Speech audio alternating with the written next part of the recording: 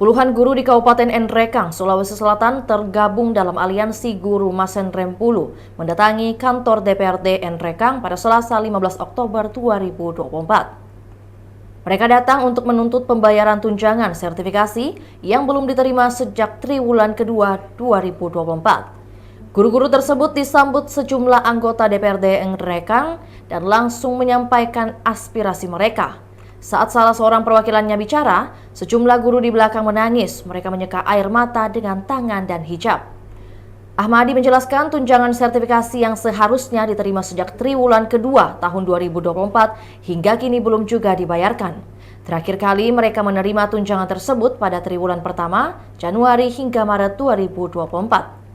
Ahmadi menambahkan bahwa dana sertifikasi triwulan kedua sebenarnya sudah dicairkan dari pemerintah pusat dan berada di kas daerah. Namun hingga sekarang dana tersebut belum disalurkan kepada guru-guru yang berhak menerimanya. Saya mohon ini dengan segala hormat. Ahmadi yang bicara atas nama guru.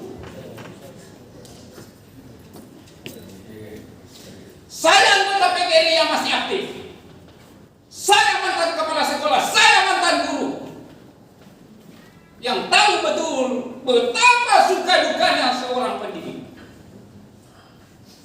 Dan ternyata ada oknum di dinas pendidikan yang melecehkan kami sebagai profesi guru.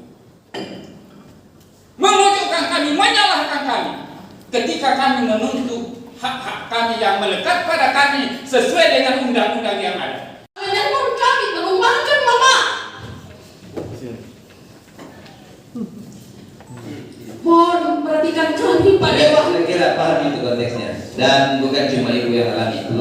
Iya betul Pak. Jadi kami minta kami tidak tinggalkan tempat ini kalau tidak ada dari keuangan yang. Itulah tadi berita hot news kita pada hari ini. Saksikan berita hot news lainnya hanya di kanal YouTube dan Facebook Tribun Timur. Download Tribun X sekarang. Menghadirkan lokal menjadi Indonesia.